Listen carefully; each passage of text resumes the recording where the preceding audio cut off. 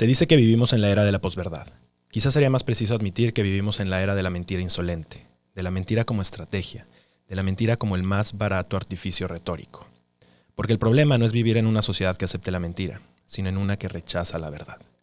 En Estados Unidos, podemos decir que la democracia ha sido salvada no por 81 millones de electores que votaron por Biden, sino por un puñado de funcionarios civiles republicanos que asumieron el costo de ponerle un hasta aquí a su presidente por medios de información que se rehusaron a repetir mentiras flagrantes e información falsa. Pero, ¿y en México? ¿Qué aliado le dirá a AMLO que miente? ¿Quién se opondrá a que dinamite nuestra democracia? ¿Quién le pondrá por encima de su carrera política? ¿Cuándo interrumpirá la transmisión de una mañanera una televisora porque está plagada de mentiras? Alto Parlante, tu podcast de política. Te decimos las cosas como son. Al micrófono Pablo Marín y Arturo Aramburu. Comenzamos. Este pequeño texto con el que iniciamos el programa de hoy es de Jorge Suárez Vélez y lo publicó justo el día de hoy en Reforma, y nos da muchísimo gusto arrancar este capítulo con esta reflexión un poco de la posverdad, de lo que está pasando en el mundo, y creo que de eso vamos a hablar. Claro. De varias cosas que están sucediendo. Me acompaña por acá Arturo Aramburu, mi nombre es Pablo Marín. Bienvenidos una vez más a un capítulo de su programa de política favorita, Alto Parlante. Y muy ad hoc este texto que lees, porque justo el día de ayer sucedió algo que pues quizá era inevitable. Existen muchas teorías al respecto, muchas conspiraciones que puede haber, sí. Pronósticos de lo que pueda pasar, también de expertos diciendo que puede ser un golpe duro a la economía. Porque justamente el día de ayer se anunció que se separaba del cargo Alfonso Romo, quien hasta ayer era el jefe de la oficina de presidencia del gobierno de Andrés Manuel López Obrador. Ahora se anunció como una separación del cargo muy bien planeadita, porque él desde un inicio había dicho que iba a durar 2 años, entonces se cumplió el plazo y vámonos para lo que sigue. Yo no creo que del todo, ¿va? Pero bueno, antes de pasar a ese tema, sí podemos empezar con buenas noticias, porque justo el día de ayer el secretario de Salud, Jorge Alcocer, firmó un convenio de fabricación y suministros de la vacuna de COVID, por fin. Ahora México. Sí. Por fin. Porque habían aparecido una serie de sí, anuncios claro. de incluso Ecuador, Perú, muchísimos otros países, y México, como si Costa Rica. Y México nada. México nada. Por fin, el día de ayer se firmó un convenio. Van a ser 34.4 millones de dosis. 250,000 ya llegan en diciembre, en teoría, a ver si todo sale bien. Y obviamente van a ir para vacunar al personal de salud. ¿Vale? Claro. El convenio es con Pfizer. ¿Y cómo funciona su vacuna?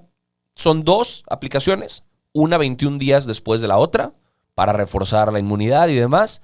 Y pues vamos a ver si llegan, vamos a ver si las pueden suministrar bien. ¿Y esas sí son eficientes? ¿Esas sí pues terminarán siendo...? Fue la primera que tuvo el check. La autorización. Por fin. El gobierno británico, tengo entendido, exacto, que ya lo autorizó para empezar a usar, aquí faltaría la autorización de COFEPRIS antes de que se... ¿Qué digo? Al parecer, o sea, la COFEPRIS es como una broma, ¿no? O sea, claro, autoriza cualquier estupidez. Totalmente. Ojalá que realmente los demás países hagan una buena investigación y esto no tenga efectos secundarios mayores. Completamente de acuerdo. Y esto creo que sí podría cambiar por completo la forma en la que la economía se mueve, la forma en la que los ciudadanos podemos hacer nuestra vida. Yo veo como una gran noticia. Va a ser un buen 2021. No bajen la guardia, sigan utilizando el cubrebocas, que hasta la fecha sigue siendo la mejor vacuna. Sí. A ver, ahorita el hecho de firmar no significa que las vacunas van a estar aquí en los hospitales pasado mañana, si ¿va? ahorita te contagias, igual en 14 días puedes acabar en el hospital intubado. Completamente. Y pues bueno, regresando al tema de Poncho Romo. Al tema de Poncho Romo, ¿no? Las renuncias en los tiempos de la 4T. Está cañón. Hubo cambios de florero, una vez más, ahí en Palacio Nacional o en las oficinas de gobierno. Está muy cañón porque realmente pareciera que estos funcionarios están de adorno.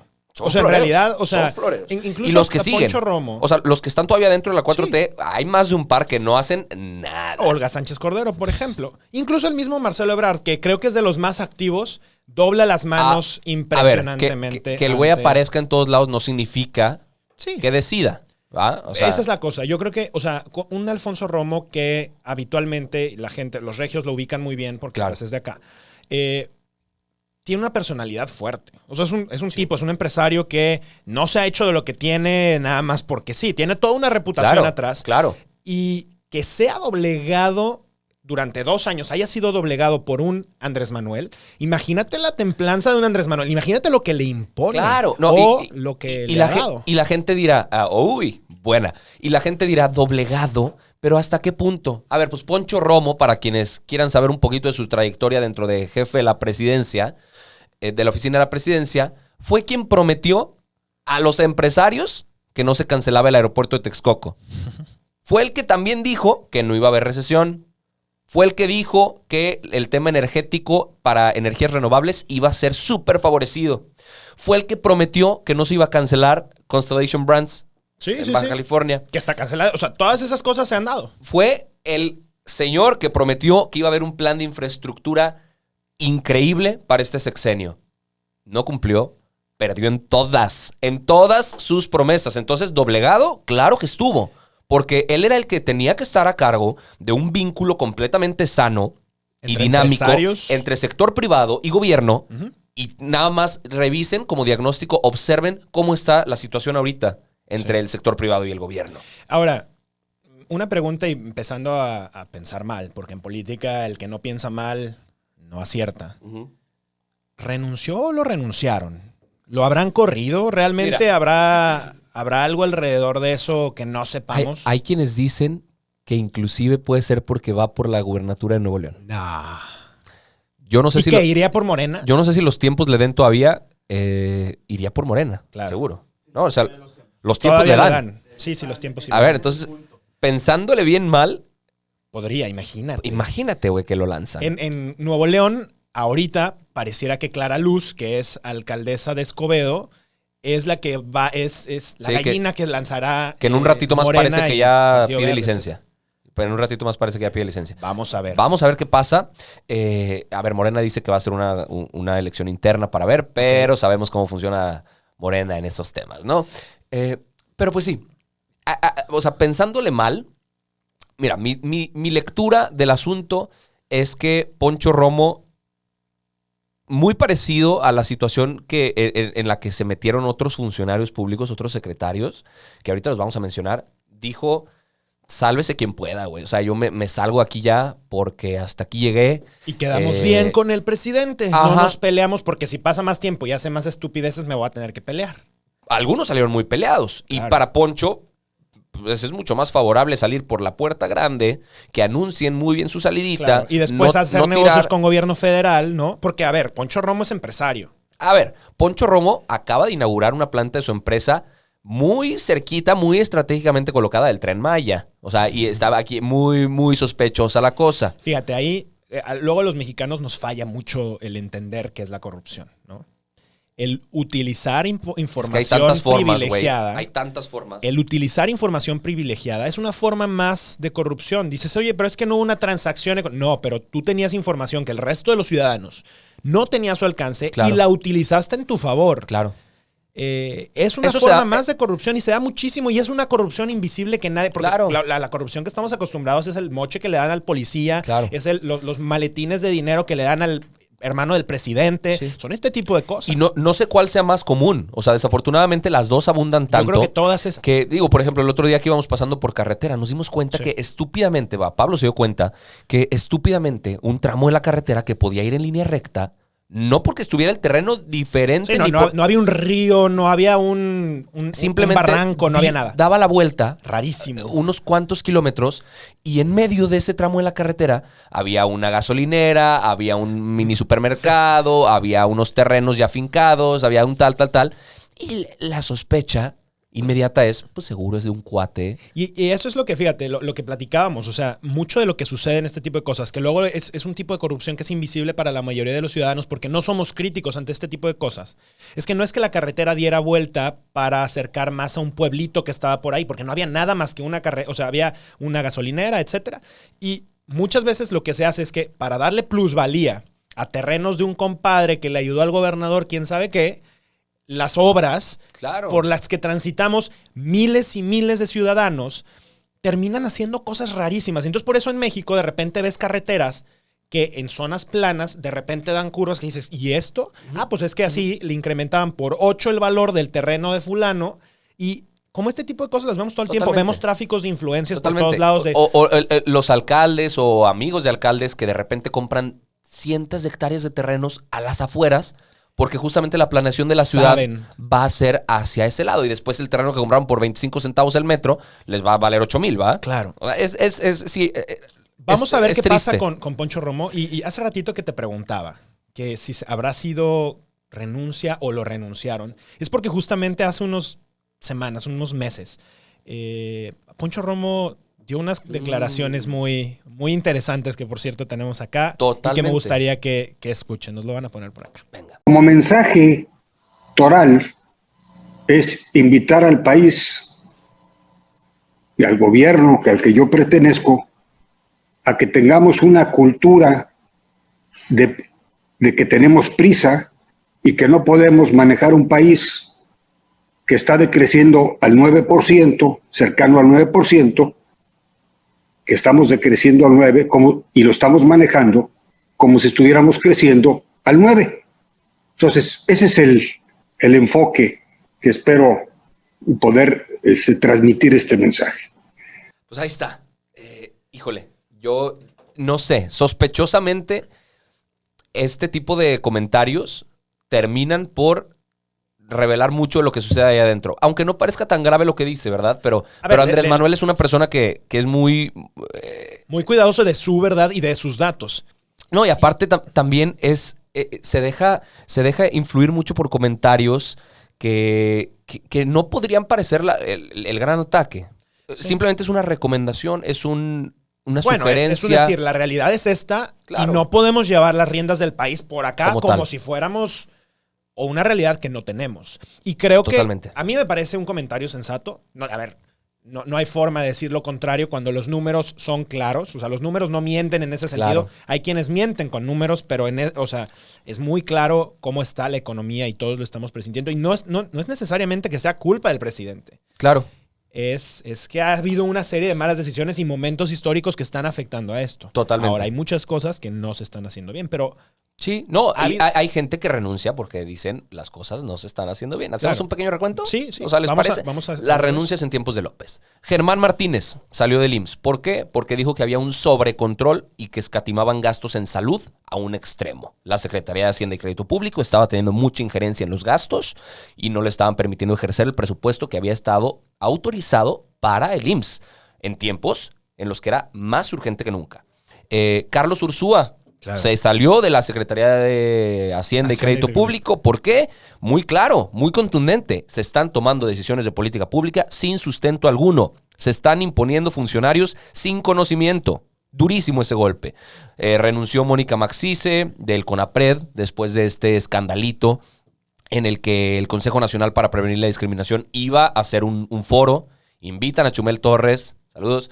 Y se arma un desmadre, ¿no? Porque Beatriz Gutiérrez Müller, la esposa de Andrés Manuel, dice no es posible que inviten a alguien discriminado de la chingada, ¿no? Javier Jiménez Espriu salió de la Secretaría de Comunicaciones y Transportes, también por la puerta chica. Víctor Manuel Toledo de la Semarnat. Ahí hubo algo rarísimo. Andrés Manuel dijo, este cuate se está yendo por estrés, está medio enfermo y ya no puede. Él dijo, no es cierto. Yo estoy bien.